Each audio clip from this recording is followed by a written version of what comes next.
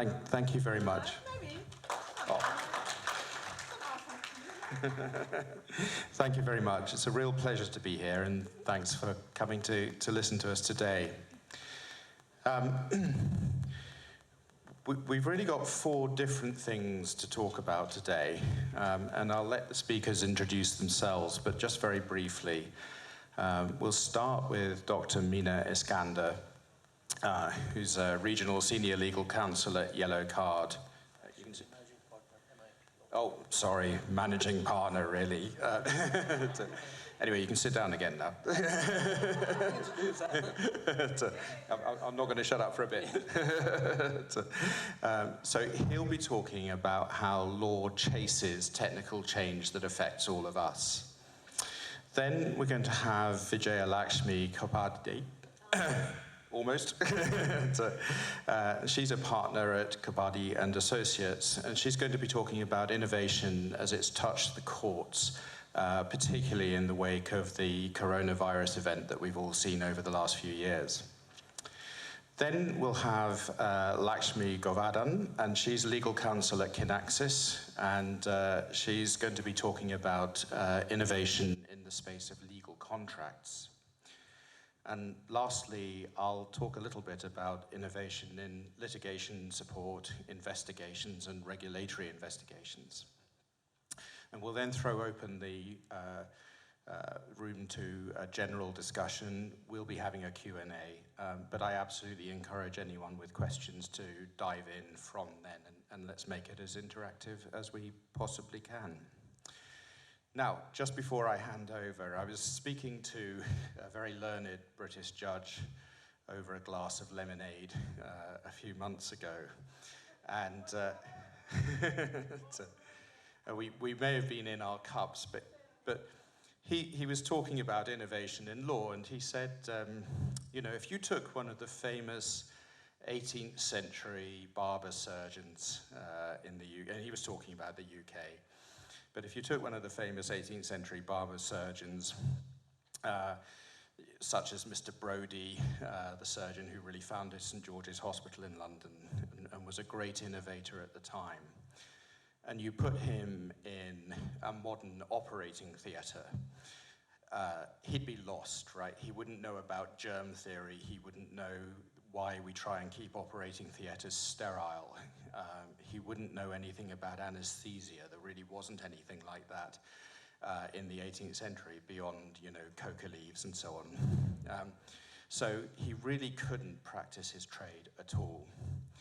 But if you were to take one of the great 18th century barristers, think of Mr. Blackstone, Professor Blackstone as he became, and exhume him and somehow bring him back to life and put him in the Royal Courts of Justice, he might think that building was a bit newfangled because it was only put up in 1870 or so. But he'd be perfectly happy in a British court addressing the judge. And in fact, the only thing that would really happen is he would be praised for the ancient nature of his precedents, right? And so the judge said to me, this proves how far ahead of its time the practice of law is as a profession. It became mature centuries before any other profession, such as medicine or accountancy. And I'll leave it to you, the audience, to think whether that also proves that it may have sat on its laurels and innovation is something that perhaps needs to come to the legal profession so that we can't exhume 18th century barristers and discover that they're in exactly the same position as we are now today. And I think that is changing. And with that, I'll hand over to Dr. Mina, and he'll take it away. Thank you very much. Thank you, Nick. Hello, everyone. I think I know most of you, but I'll still introduce myself. I'm Dr. Mina Iskander. I'm a managing partner in MIP law firm. We practice in Egypt and Dubai. We practice in Dubai and in Egypt and some of the other countries in the Middle East. Anyways, today I'll be talking to you about the legal innovation. And before I start, I would like to tell you a short story about myself. However, it's very related to what we're talking about. Back in 2011, I submitted my registration for my PhD, and it had the title of the Practical and Legal Framework of the E-commerce and Cyber Transactions. Everyone, my colleagues, my friends, some family members, and the professors in the faculty, they made fun of me, and they told me, you're throwing away your career, and you are wasting your time. We don't have anything called e-commerce on land, on the ground. We don't have any real transactions. You're chasing the mirage, the nothing. So you're wasting your time, throwing out your career and time. After 5 years, I obtained my degree, my PhD degree. It was like in 2015, 16. And at that time, in the span of 5 years, everyone was talking about the e-commerce and the cyber transactions and all of these e-transactions. Why I'm saying that to you? Because in a 5 year span, everything changed. The transactions, how people transact, and most importantly, the mindset of people. People who used to tell me that I'm crazy were chasing me back in 2015 and 16 to get an advice of their current transactions. So I'm telling you this because there is always a shift in the mindsets and the legal technology, especially in the legal tech. I will give you an overview of what we're discussing today. It's the technology development versus the laws enactment and enforcement, and the change of the legal responsibility principle and the rule of law, and the country's legal sovereignty and applicable laws. I'll take you throughout from the 90s, I'll go back to the 90s, and discuss that in the mid-90s, there has been an increasing and widespread of the use of the emails. And actually, they introduced the attachments, so you can attach files and send files over. That made a huge step in the mindset of the regulators, and they had to, especially the USA, they had to implement some laws regulating that matter. And after the development of the attachments, and of course, consequently, something other raised, which is the phishing and the spams, which actually, at the late 90s, some regulations were issued trying to fight that and incriminate it. And to the extent that the Oxford English Dictionary introduced the word spam. Before the 90s, the word spam didn't exist. It did exist in a lot of sense. Yeah, in a way or another, but as per the dictionary, the English dictionary, it didn't exist. So in 2000, the introduction of the first virtual law office.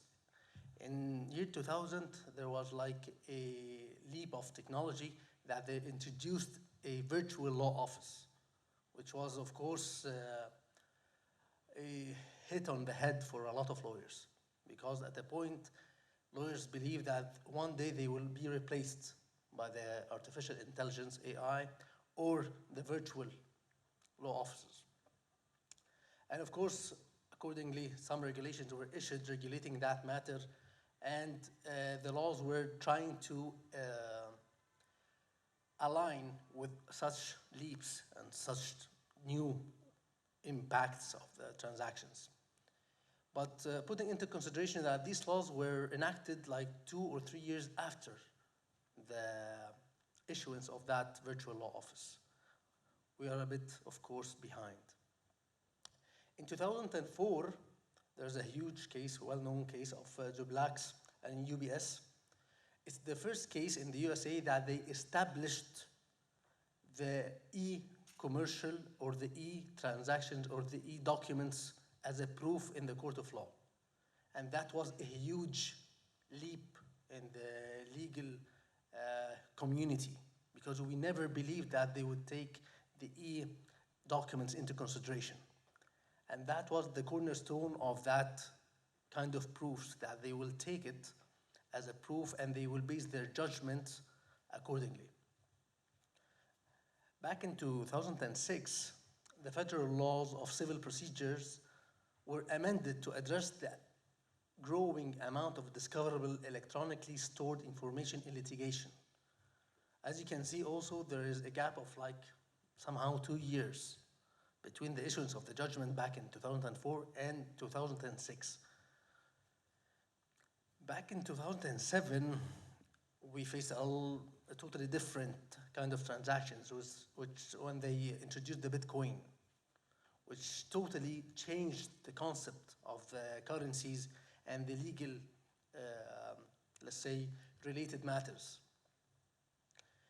In 2013, the smart contracts were introduced. We never knew before that we can just enter onto any of the applications and we find the terms and conditions and we get into it and we actually sign it, whether by accepting the terms and conditions or by e-signatures, by our like platforms or touch screens.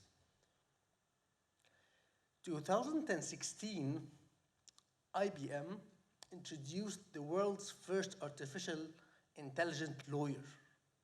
It's not just a virtual law office, it's a lawyer. It's called Ross. So do you believe that one day all of us, most of us are lawyers, I guess, we will be replaced by a guy called Ross or Sophie or whatever? So it is a bit disappointing to others, but it would be, I won't say a challenge, but I would say an opportunity for all of us as lawyers to get along with that change.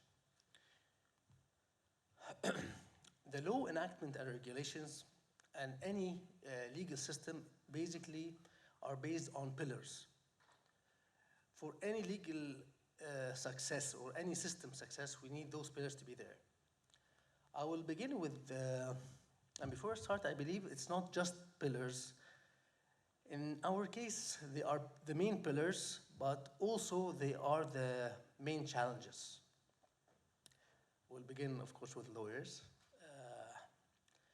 Lawyers, as every other profession, some of them, when the ROS was introduced, they resisted such change dramatically.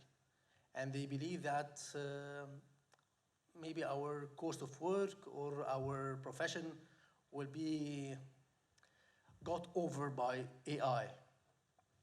And I believe, as I told you, it might not be just a challenge, it can be an opportunity also. Because whatever AI are supporting or introducing to us in our world, they won't replace the human being. We have our edge, and exactly like the autopilot. Till this day, planes, the passengers' planes still keep their pilots for a reason, although they have autopilots all over the place. But they still keep it because we have this instincts that AI would never have. So, till now, some of the lawyers are resisting that change, but we are the main dynamic game player or the game changer for that. So we have to, all of us, be up to the changes happening and the rapid changing happening because it is happening very quickly. And if we couldn't cope with such changes, we'll be left behind. And we will be replaced, more or less, in maybe less than 10 years. The other pillar and challenge are the judges. Of course, as you know, most of the countries have judges. To be a judge, you have to be more than 40 years old. And some of them, and some of course, a bit younger. But not all of the judges, especially in the Middle East, are acquainted with the technology and are supporting the issues of the technology. Most of them are basically resistant to that because they don't have the mindset. They always believe that they have precedents in books or the laws in books, and judges are the main pillars of the courts, so no one would interfere, especially technology.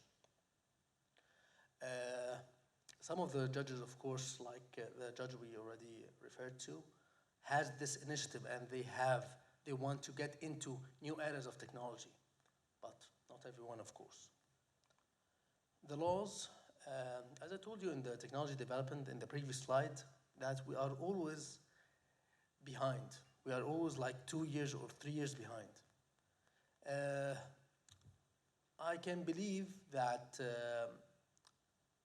the regulators are not as quick as the technology people. Technology people, today we have like iPhones. Tomorrow you will have like Samsung is introducing a new phone, which is like a glass screen only. And Tesla is actually also introducing a new smartphone, which charges on itself. It's 24/7, has a connection with the satellites, and it's crazy.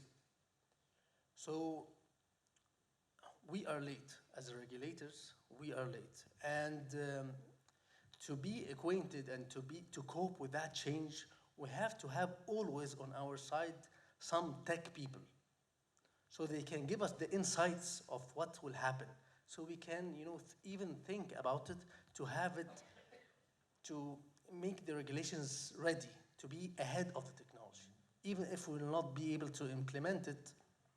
But basically, we would have even the opportunity to be even close in timings.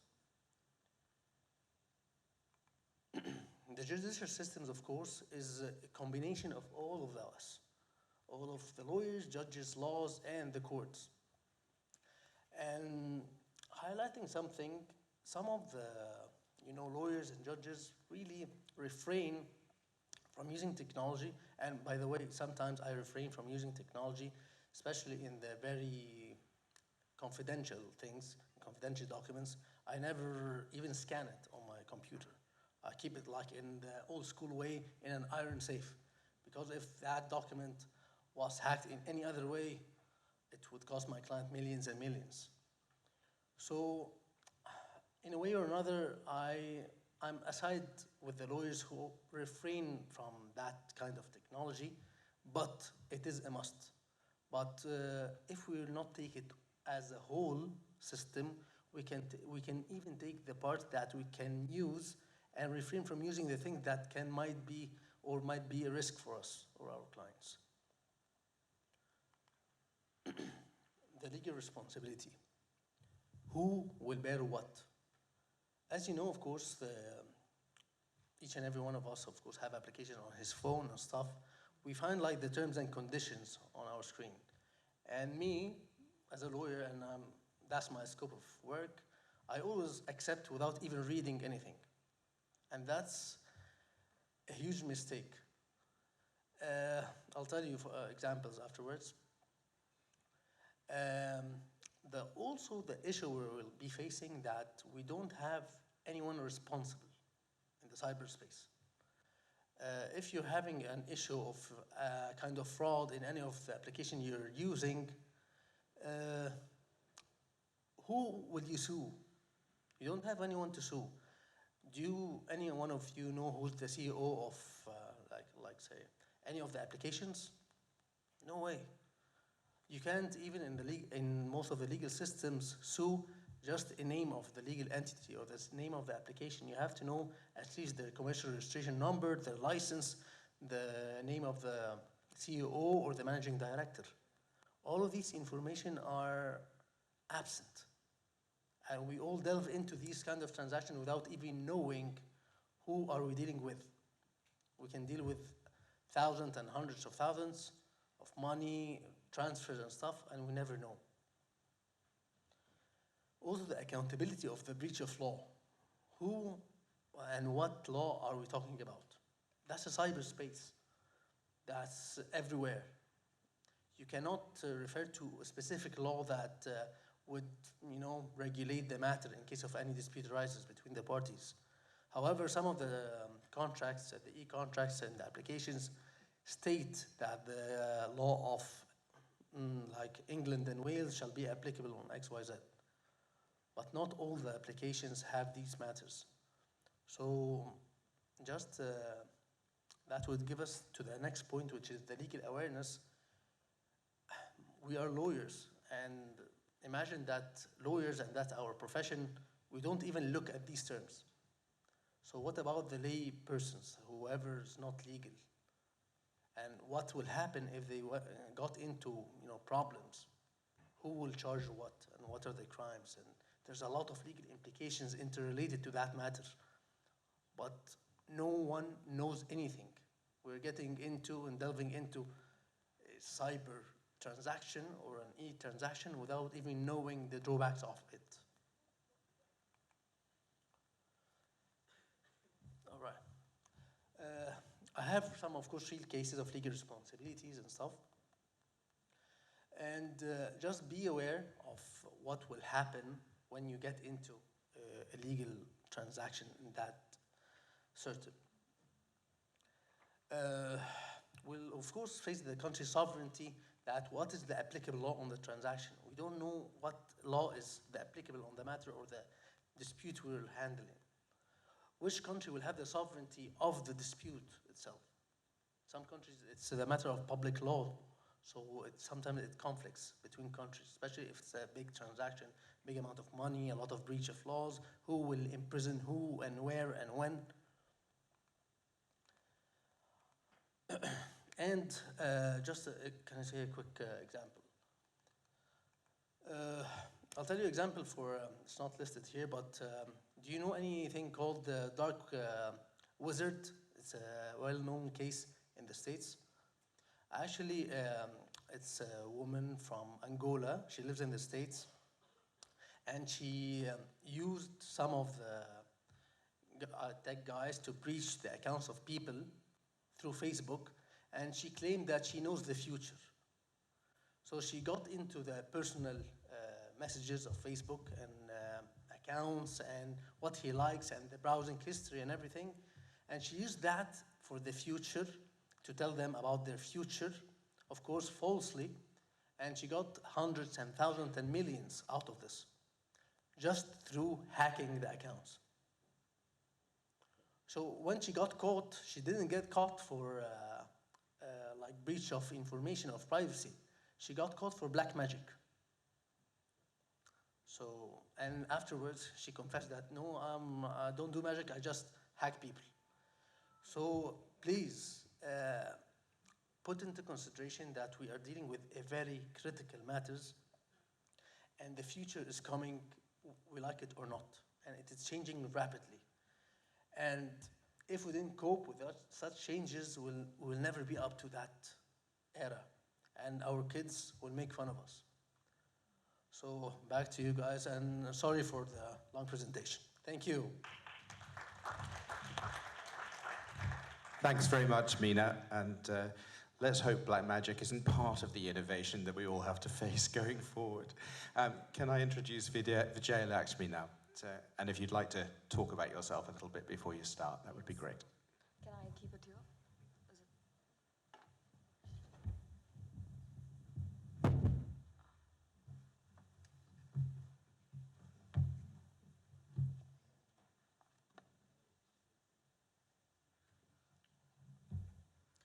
Hello, good afternoon, everyone. I am Advocate Vijay Lakshmi Khopre, partner at Khopre & Partners, Khopre & Associates. And I'm primarily a practicing lawyer. I practice primarily in the trial courts and the appellate courts. And so my presentation today would definitely be on the lines as to how legal technology and legal tech has affected, especially me, in the COVID times and the post-COVID times in my legal practice. So before I begin, there's a small introduction that I'd like to give. Now, for any industry or a sector to stay relevant, it is absolutely pertinent that it adapts to its changing times. The legal environment is also no exception to this rule. The law as such works in a twofold manner. It is a recipient of change on one hand, and it is also the maker of the change on the other. Now, since law does not work in a vacuum. Now, it is changed and shaped by the environment, and it also has the power to make changes into the ecosystem within which it functions. Now, just to elaborate, cryptocurrencies introduced a new form of investment which was hitherto unknown to us. And therefore, states and policymakers had to do something so as to protect the interest of its investors. Now, this law and society kind of share a give and take relationship with each other, which is balanced by the scales of justice. Now, similarly, legal field could also not stay immune to the technological advancements. Now, for me especially, COVID-19 and the pandemic acts as a watershed for our understanding and functioning especially. Now, up until the world was struck with the pandemic, the legal field was slowly and very steadily adapting and inculcating technological developments in the field of law. The application and usage of legal innovation or legal technology has now turned from conventional agreement to advanced law professionals, law houses, singular legal counselors like me, and other many more establishments. So I'll be keeping my presentation two-pronged. Now, firstly would be legal technology in general, and secondly would be my experiences while dealing with legal tech, especially as a litigation lawyer. Now, like in general, the pandemic made it incumbent to take the aid of technology in the functioning of judiciary. Now, courts as such are human institutions, and as such, the work is wholly dependent upon human inputs of like labor of mind, interpretation, and judgment. Now, maybe these aspects would always be dependent on human mind and industry, and therefore the involvement of technology to take over these traditional roles cannot be a reality for me in the foreseeable future. Now, with the scenario in mind, legal technology can only be in the form of assistive technology, which enhances and enables justice and saves time, money, and effort. Now, one of the first things would be artificial intelligence, like legal technology in the field of artificial intelligence and how it affects the day-to-day practices. Now, legal processes are usually filled with repetitive paperwork and routine work. Now, AI in this case can modify legal landscape and minimize monotonous work such as contract management and legal research. Now, second would be online legal services. Now, it is one of the most promising aspects of legal technology, which has increased the accessibility of legal services. A number of online platforms provides clients access to some of the best lawyers all across. Now, just to quote from a personal experience, now one of my clients who are Indian citizens residing in Dubai, who have been residing there since ever, carrying out businesses in Dubai. Now, they are contesting a matrimonial dispute in both the jurisdictions, in Dubai as well as in India. And just to quote the diversity of it, in Dubai, they are being represented by an Egyptian lawyer, while in India, they're being represented by me. Now, though the jurisdictions in this case are different, the territorial jurisdictions are different, but the thing is that we have to collaborate and collate so that our line of working is in sync with each other. Now, this is only possible due to the advancements in legal technology. Now, with disappearing borders and human migration on such a large scale, such sort of cases are going to keep appearing. Now, access to legal technology is the only way forward. Now, this, again, improves client services, and it is optimized lawyer-client interaction. This is enhanced client experience by a variety of portals and collaborations like the one I was just quoting, such as virtual presence, availability, awareness about the state of case, and document exchange. Now, as far as due diligence and contract drafting and review is concerned, my fellow panelists would be speaking on it, so I won't dwell much into it. Now, as far as my particular experiences with respect to legal technology in my day-to-day functioning is concerned, so for me and for everybody else, the world was almost at a stop during the lockdown imposed in view of the pandemic, and so were the courts. But the legal issues as such were not.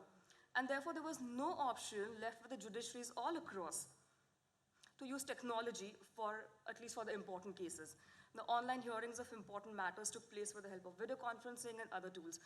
Now, India has a plush and a robust IT structure, an IT industry, which came very handy and resourceful and to the aid at the relevant time.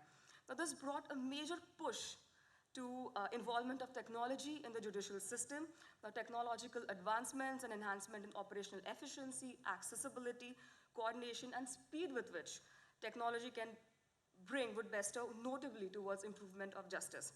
Now, for any practicing lawyer, a regular day in the court would be running from one courtroom to another, carrying the briefs, the documents, and everything, and literally just making a run for it. But during virtual hearings, all I had to do was exit from one window and accept the link to another courtroom. It was that easy and that hassle-free. Now, as recent as in 2019, the Supreme Court of India allowed live streaming of cases of national and constitutional matters, including the oath ceremonies and the farewell speeches of the judges. E-filing of cases came to be made under the Commercial Courts Act from 1st of March 2020, which was a real game changer for everyone. Just to give you an overview, Indian judiciary would consist of 15,000 courts in 2,500 court complexes. The efforts for the computerization have been ongoing since 1990 under the National E-Governance Plan, where computerization of courts have been made a mission model project. It has also been closely associated with the National Information Center, wherein all the high courts are interlinked with each other, all the trial courts are interlinked with each other, and are subsequently linked with the Supreme Court. Now also there's something called as the first virtual legal aid clinic. Now there's something called a CCTNS system, which provides citizens with citizen-centric policies via a web portal, pan-India search on national database of crime and criminal records, crime and criminal reports at state and center, and computerization of police processes. Now, as recently as last week, the Supreme Court had launched eCourts mobile service app, which acts as a personalized digital case diary with case details available for free of cost. Now, this is made to the benefit of lawyers, litigants, law firms, and government agency, and all the stakeholders involved. Now, as recent as yesterday, a Russian hacker was arrested by the India Central Bureau of Investigation. Now, he's alleged to have hacked into a software called iLead software, which is responsible for conducting the prestigious JEE exams, which are the entrance exams for the engineering services. Now, the FIR against him was registered in 2021, and a lookout notice was issued against him. Now, his modus operandi was he would obtain mark sheets of the board examination, user ID, password, and post-dated checks as a form of security. Now, once the admission was done, these checks would be encashed. Now, when the searches were conducted all across the country, the investigating agencies came to seize a number of laptops, personalized computers, and innumerable electronic evidences in form of incriminating evidence. Now, the question in this case would arise that would a foreign national be tried under the Indian law? Now, the Section 2 of the Indian Penal Code is absolutely clear about it. Any acts committed concerning India or within the territorial jurisdiction of India would be tried under the Indian Penal Code, irrespective of whoever is committing the act. And most interestingly, India already has an extradition treaty with Russia since early 2000s. Now, with disappearing borders, and which is coupled with influx of technology, the judicial systems all across have no other option but to keep up with the changes. Now, this is the only way ahead. Now, in addition to this, recording of court proceedings could be a real game changer here. Now, since long, stenographers would record court proceedings which would require persons with specialized skills. Now, it is sometimes marred with human error. Now, audio recordings of court proceedings can mitigate the scope for human error. Digital audio recording may enable a judge to rehear the portion that he wishes to hear again in arriving at his decision.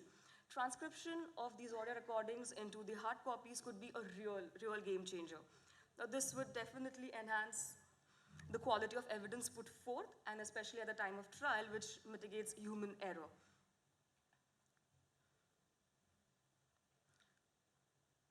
During one of my trial cases, during the final or the closing arguments, the final arguments of the advocates were audio recorded by the trial court. Now, it is one of the first experiments with audio recordings of the court proceedings, and I was fortunate enough to be a part of it. Another thing would be case management. Online case managements which would help mapping the events of the case by way of technology that will provide relevant information to the judges while arriving at the judgment. Production of forms and other repetitive processes can also be managed with the help of the information system.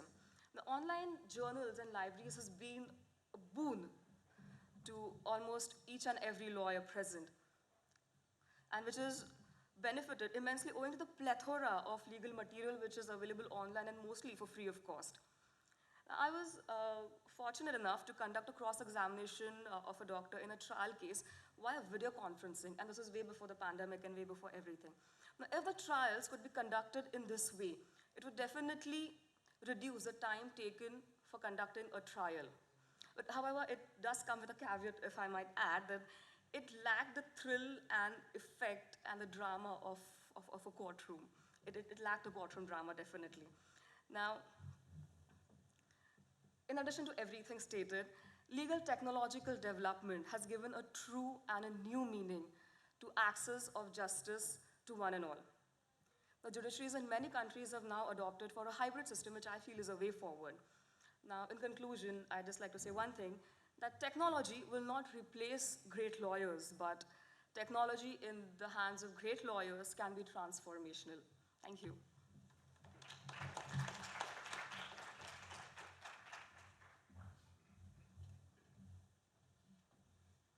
Thanks so much, Vijay Lakshmi. And now could we have Lakshmi come up? And again, please, a few words of introduction about yourself before you go on.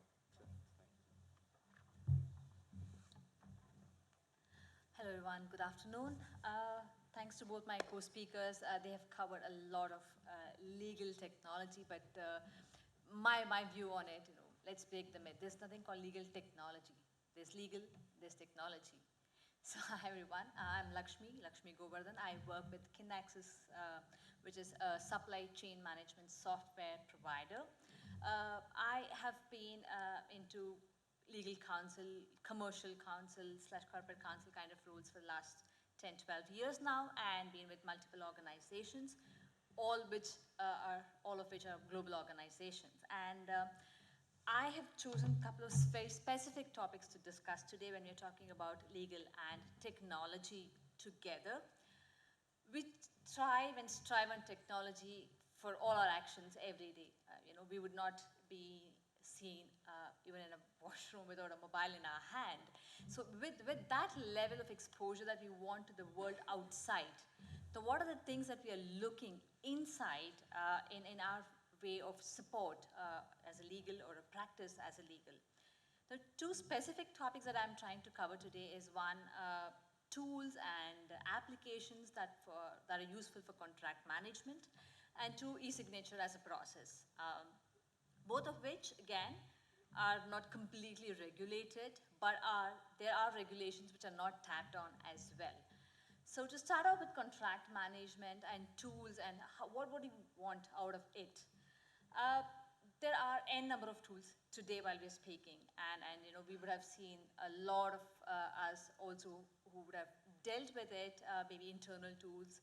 There are companies who are developing these, and we would have seen demos of a lot of it, and they work through contracts that are there in the market already.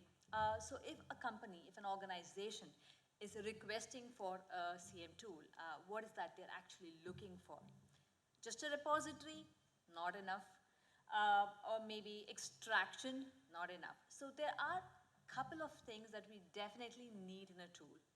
Right from extraction, where maybe, I will skip the Control F part and say, okay, this tool is AI driven to an extent, and I will put in a keyword saying maybe termination or an indemnity, and it needs to extract all the clauses related to it, not just by a control of method stating this is there in this clause, but what it actually states, and maybe even an interpretation to it if it's, of course, guided and input by human method already into it.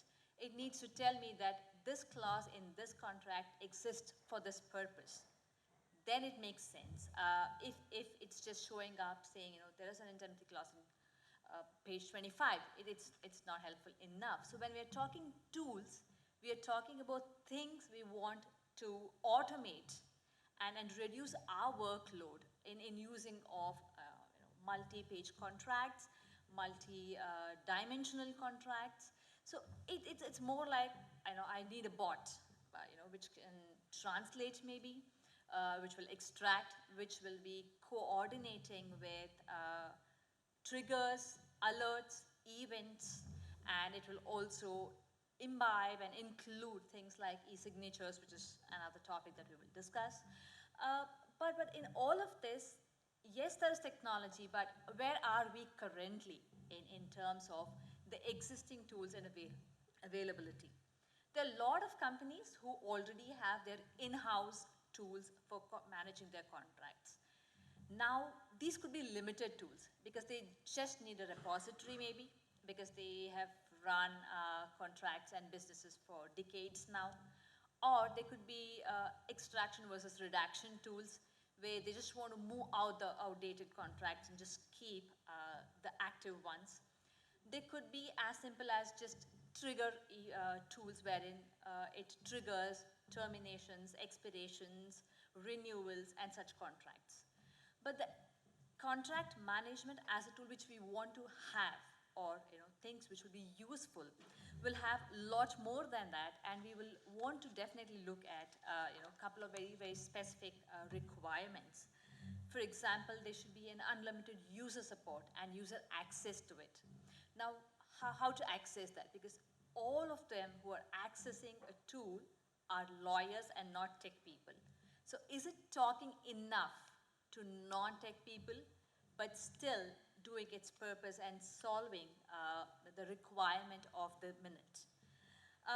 It should also have enough storage and organization, which again will entail into another part of our legal tech topic, which is security, data privacy, and even basic things like audits and regulatory requirements of every country.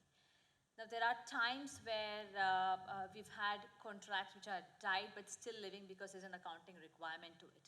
Now, if I have a tool and if I can actually categorize and tell that I need the tool to maintain a repository for each geo versus each customer versus each maybe value added base that I've given as a subscription, it would make sense for it to be as user-friendly as it can be so that I can customize, but still use it in a way that I use my legal tools, just uploading and downloading a contract or reading just through a contract.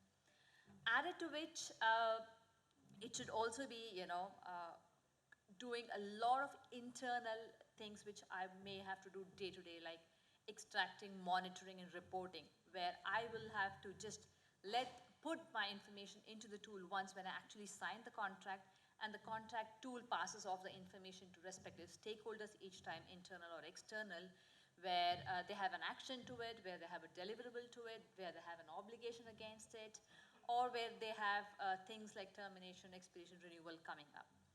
Now, if a tool is doing all of this beyond, my just redlining and negotiating it on or behind the signature process, it then makes sense for me to have a tool which is legal tool, but it does the business of a tool alone. The information is still in the hands of a lawyer then, and it's us who will actually review and confirm, but the tool will still monitor it and manage it through the life cycle of an existing contract. It's again a balance of how a lawyer uses the technology versus what we call just legal technology, which exists outside our ambit, basically. Topic number 2, of course, which is quite interesting and quite debatable stuff as well, is e-signature process. Now, there are multiple types of e-signatures. One's a minimalist or permissive e-signature, the other one's a prospective e-signature, and then there's 2 types of combination of both.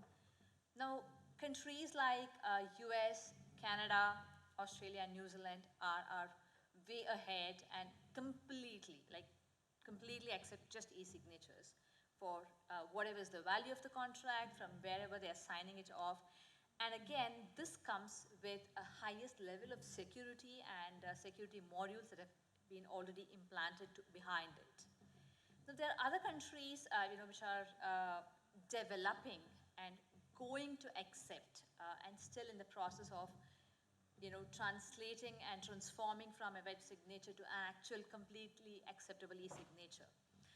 Now, this is again a place where they are not into the highest level of security, or they're not able to prove a security at a worldwide standard. So they still have the e-signature as a process for their global contracts, but again, they may still want wet signatures for regulatory compliance or their account bookkeeping.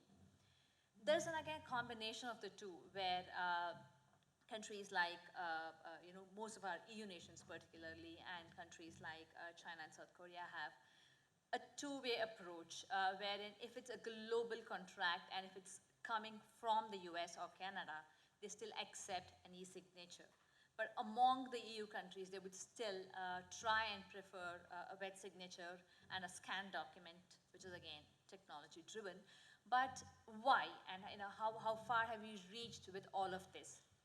Couple of things that goes into discussions of e-signatures currently is, most countries have adapted and have regulations that drive and accept e-signatures between like 2000 and 2005. Most countries have already put forth their regulations. But where are we in actual acceptability to it, practical availability to it? What happens now in the world is when there is an e-signature which is accepted, it is still accepted on one part of the country, but the other party could be a customer or a supplier in a part where it's not completely acceptable. But we will still push through e-signatures. And how do we deal with that? Maybe going for a neutral jurisdiction where you think the signature will still be completely acceptable against just going to jurisdiction of one of the parties, which will make it more viable as an acceptable document and contract. Things also like where we have e-signatures as a mandatory requirement for businesses like e-commerce, supply chain management, marketing and advertising agencies, where for their business and the way, the level of technology that they introduce to the market and show, e-signatures are quite a mandatory requirement for them to push. Now again, it could be a Canadian organization having a document contract between themselves and their customer in Japan who is not very acceptable to e-signature. But how do they force it? How do they enforce it, basically? We may not be able to accept and agree a neutral jurisdiction as well in this, but the way to actually approach this and how it works in the current global economy is we process the e-signature and let the countries, where they think a wet signature is a mandatory requirement, still sign their part as a wet signature and save it for their records. But an e-signature is sufficient enough for a Canadian versus US organization. With all this, are we completely covering the entire contract life cycle, which is, of course, starting one, basically with a lawyer actually looking into reviewing, redlining, and negotiating a contract. So the digitizing is actually starting from a phase where you've already signed a contract or at the time of signature of a contract. So we'd start from e-signatures and then move on to maintain a contract through its life cycle. But to encompass all this, where are we in a commercial legal world?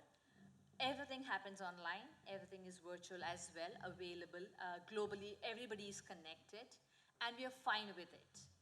Because we definitely know there's a lawyer sitting behind each of these contracts, reviewing it, redlining it, negotiating again, talking to another lawyer, and actually reaching a space where this can be then, from there on, maintained by a tech library, which is again a legal library for maybe an in-house requirement, or it's between two organizations where they want a pool of their contracts.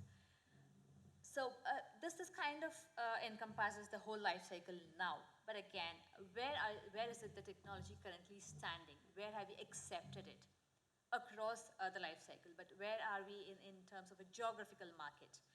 Definitely US and Canada, Australia and New Zealand have everything digitized in terms of signing and reviewing and writing contracts as well. They have their templates also created out of bots or even applications.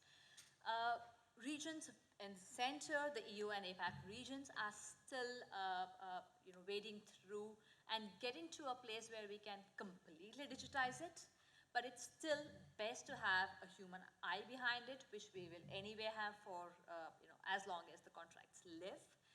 But in terms of digitizing and completely accepting a digitized version of it, we are way, way forward, maybe about 60th percentile right now. And in a sense, it makes good to stay there and have control of the contracts. but still have enough applications and tools that are supporting us. So I would like to wrap up the specific topics, and we will open the floor for questions and discussions. Yeah, perfect. Back to Nick. Thank you very much, Lakshmi, for a fantastic overview of contract law there. I'm going to be quite brief, I think. Sorry, just putting on the timer, because I have been known to go on for about 4 hours once up on my hind legs, so don't worry, I won't keep you that long. And I just wanted to give a little overview of some of the innovations in the field of e-discovery.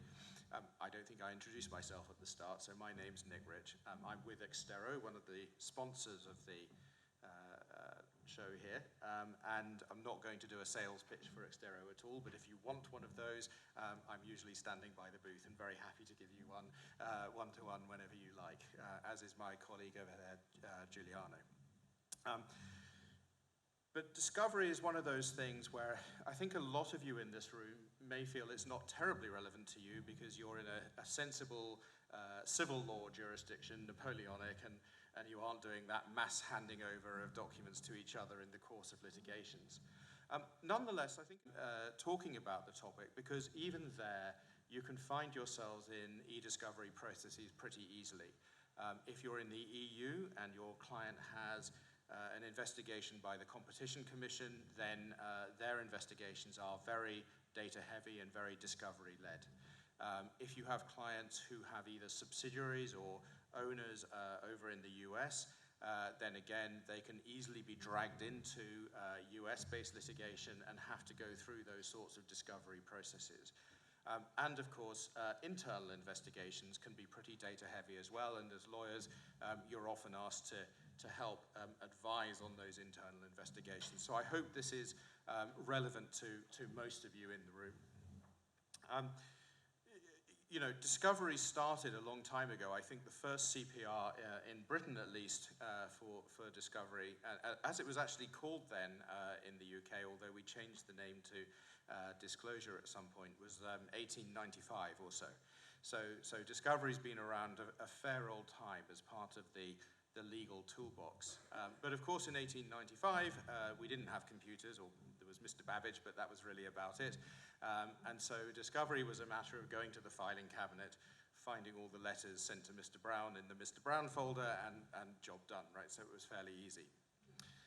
After the 1970s and 80s, when business took on computers and data processing in a big way, and those of you as old as me will remember that change that went from some of our data processes is on computers to we're creating documents on computers, but real business records are printouts. You know, what we're doing with a computer is effectively using it as a glorified typewriter, and the end document, a printout, is the business record.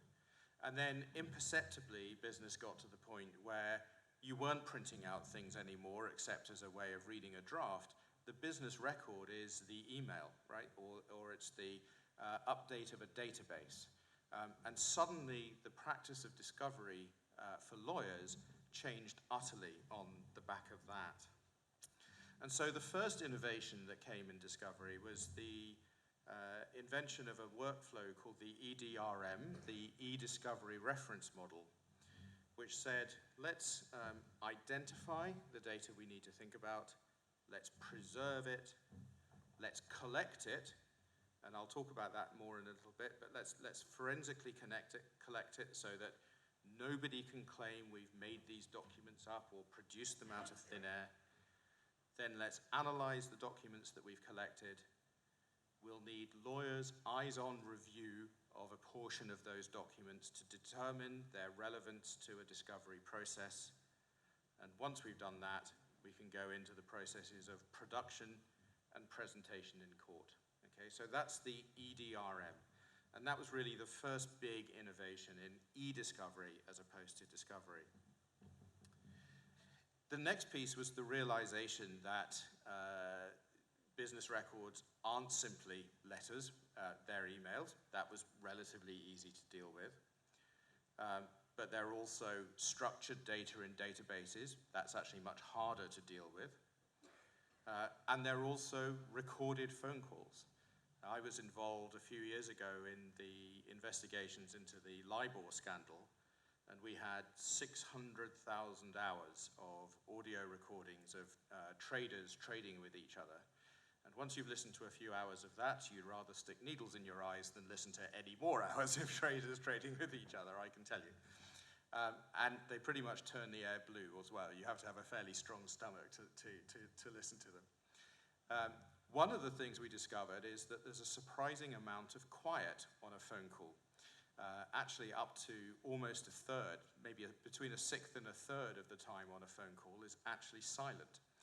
So one of the things we had the technologists do was write some tools for, and this is way back in the day when this sort of thing was quite primitive, for identifying periods of silence and taking them out. We actually identified 150,000 hours of silence out of that 600,000 hours of audio recording. So I was thinking if you'd given the silence to reviewers to listen to as part of the disclosure exercise, you could have had someone spend more than one, perhaps 2.5 entire careers just reviewing silence, which would have been a really stress-free legal career for somebody somewhere, right? And then dealing with things like CCTV and video recordings and so on. So lots and lots of difficult data types that businesses innovated to use and lawyers needed to innovate and therefore discovery technologists needed to innovate to allow these things to become evidence that people could wave about in front of a judge. The next piece was really trying to make the process a lot less manual and a lot more automatic. And here I know you're thinking, oh, we're getting rid of the lawyers. And I don't think we are. The first thing to say about artificial intelligence is that if anyone sells you artificial intelligence, they're a snake oil salesman. There is no such thing as artificial intelligence today, and I don't think that there will be for some time. What there is something called machine learning, and that is a technology that is unreasonably effective at a couple of things. It is unreasonably effective at categorizing documents into different sorts of documents. It is amazing at doing that, far faster than humans ever will be, and far more consistent than humans ever will be. And so harnessing machine learning to categorize documents in an e-discovery process into ones that you want to have a look at and ones that you don't need to have a look at only makes sense, right? And so machine learning tools are really coming along. They're gaining more and more acceptance. There is now, there's been for a long time, US case law mandating their use. There is now, and it took a while, UK case law mandating their use. And that is spreading, I think, across the multiple other jurisdictions that we're all faced with in this room. And then, I think, to wrap up, the last innovation that we come to is actually fixing the problem that we created with the first one. I said we made this thing called the EDRM, and we started with the idea of identifying and preserving and collecting data from your clients. And the thing is, that's actually kind of a sticking plaster solution, because what it means is that your clients who have an info security team who are dedicated to keeping their data as safe as possible from cyber threats, who is dedicated to making sure that where they keep personal data, it's kept under the GDPR and in compliance and so on and so forth, and who are dedicated to maintaining compliance with records retention and deletion policies. Those people have got to say, I'm going to go and find a large swathe of data and hand it over to a law firm, let it go outside my front doors where I don't know what's going to happen to it. The law firm is going to pick a technology provider and give the data to them, so now you've got 2 third parties involved with your data. You don't really know where it is. You've got contractual of course, certainty that it's being looked after properly. But that's not the same thing as having it, carefully within your own sticky paws, right? So that whole process can be seen to have been a bit of a dead end from the beginning.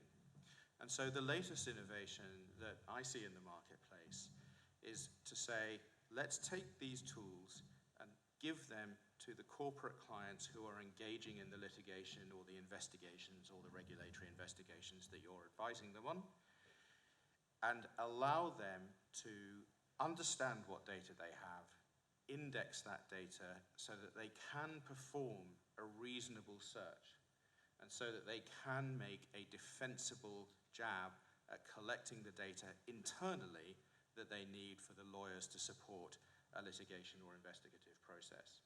And so moving those tools away from third-party providers and in-house to corporates, I think is actually one of the broadest sweeping integrations that I've seen in the market in the dozen years or so that I've been glad to be doing this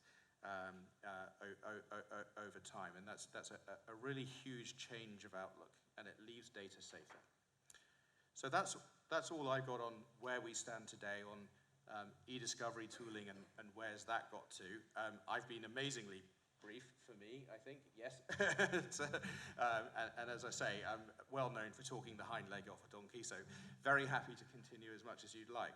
But now I'd like to throw it open to the floor and to my fellow panelists. We've had a number of subjects today. We've had innovation in contract management. We've had innovation in court hearings and the access to justice that provides. And we've had innovation across the board, and how does law catch up with that fast enough? And of course, innovation in e-discovery. So if anyone has any questions on any of those, please feel free to ask, and we'll go from there. So.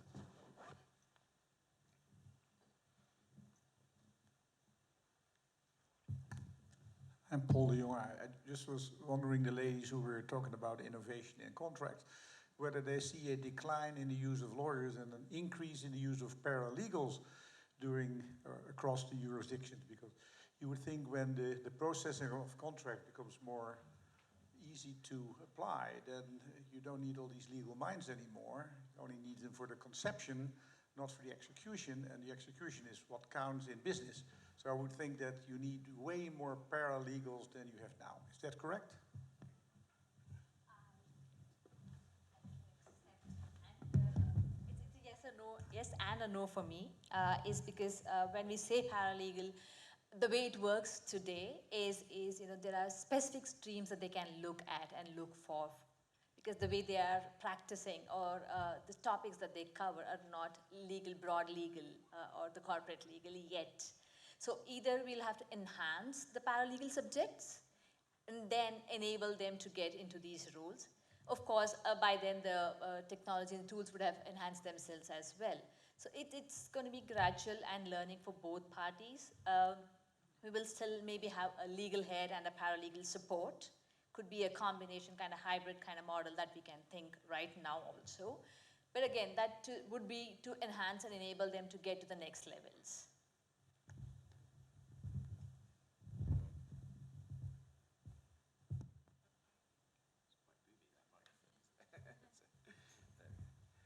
Thanks very much. Do we have any other questions from the floor?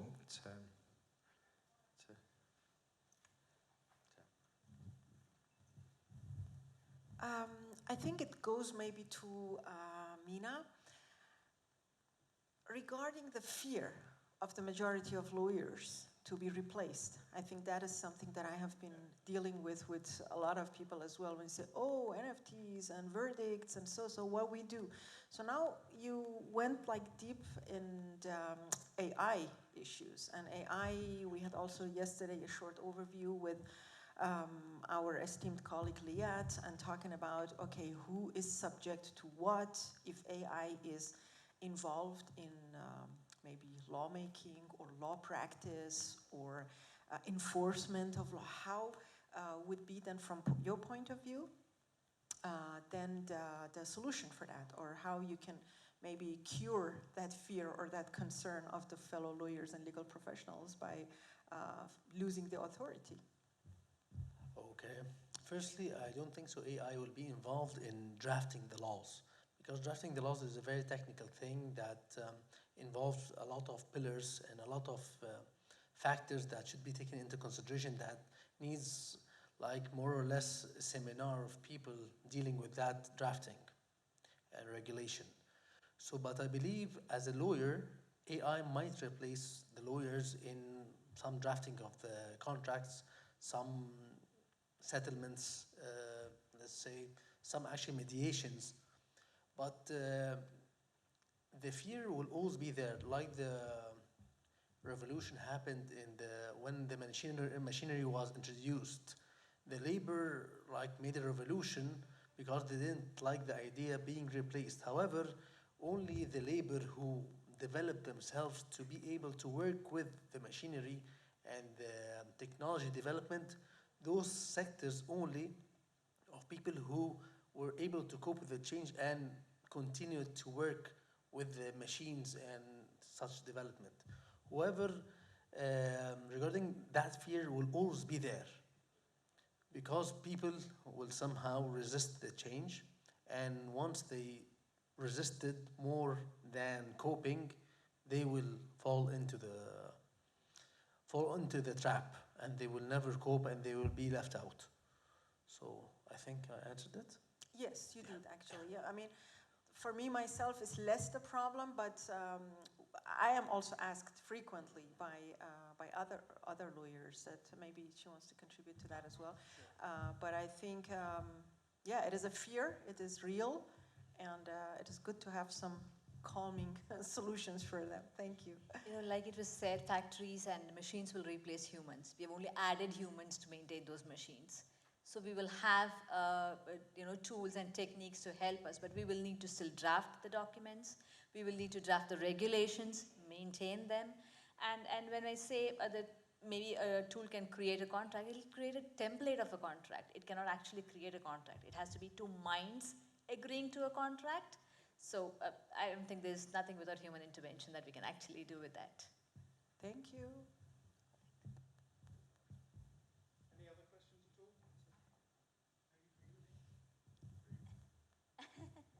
You have a question, Nick? Question for Nick. Don't you see room for judges in bankruptcy cases to require the trustees in bankruptcy to use more advanced techniques in processing all these huge volumes of documents these trustees have to go through in winding up a company after after bankruptcy? I see a lot of inefficiency by bankruptcy trustees who spend all the money which is still in the estate on winding up to pay out themselves. And when the judges would say, I only grant a trusteeship to a law firm or an accountant in the case of the UK and Ireland that uses advanced technologies in winding up a company, then what you see is there's much more left for the creditors to be divided, because in this country many bankruptcies end up in nothing for the creditors and everything for the lawyers or the trustees in bankruptcy. Do you see that already somewhere? Because in the Netherlands, this is not the case. Well, yes, I do, and I completely agree with you that it's absolutely in creditors' interests to demand that judges do this more proactively than they are. But absolutely, I think the accountancy, certainly the Big Four and the next four in the UK, are more and more deploying pretty significant analytical tools. One example, actually, if I've just got a couple of minutes, and this is looking for, often in the case of a bankruptcy, you want to look for fraud, because then that gives you a chance to recover some money for the creditors, right? And it turns out that there's a mathematical law called Benfold's law. And this struck me as really odd when I found out about it. There's a Wikipedia page on it. But effect Benfold, B for Bravo, E for Egypt, N for Benfold. And he was a professor in the 1940s, and he and his team were using tables of logarithms to do their calculations with. And he realized that the logarithm table books always became much more dog-eared at the front than at the back. And he worked out the law that if you take any large list of numbers, such as a list of the acreages of all the farms in the Netherlands, or a list of all the transactions done by Pret-a-Manger yesterday, there are far more numbers that begin with the low digits, like 1, 2, and 3, than there are that begin with the high digits, like 7, 8, and 9, which is really counterintuitive, I think. I would have guessed, if you'd asked me, that, you know, beginning digits of numbers would be more or less evenly distributed, right? But they're not. There really is that effect that there's more numbers beginning with 1 in the world than there are numbers beginning with 9, and that's true right the way through the digits. So, in fact, you can use that in fraud investigations, and in a previous life I saw this happen, where we had a database with billions of transactions in it, and we were able to find those transactions which broke Benfold's law on a day-to-day basis, the ones that were out of band to what you'd expect if Benfold's law was true. And those were the transactions that were fraudulent. So if you think of people doing fraud at the petrol station where they've got a card to get their fuel, and they'll make up a number, and so that number then won't fit into Benfold's law, and that's the way that you can catch them out. And so using machine learning and sophisticated technology that can hunt through billions of transactions and look for those anomalous numbers to surface fraud in a bankruptcy case in particular is something that is being done currently, but I completely agree with you, and I'm not a lawyer so I can't give legal advice, but I completely agree with you, should be done far more and more widely across jurisdictions. Anyway, that's that. Well, all that remains is for me to thank very much my learned friends on the panel. Thank you. Wonderful speeches. And if I could ask for a round of applause for them.